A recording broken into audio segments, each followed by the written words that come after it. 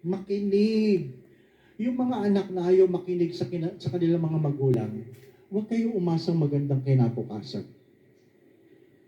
Boom! Di ba anak? Si Father.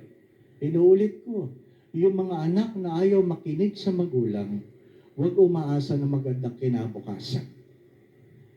Bakit? It is the only law with a promise. It's the only law with a promise. Because if you respect your parents, if you honor your mother and father, the first criteria of honoring is listening to them. Listening to them.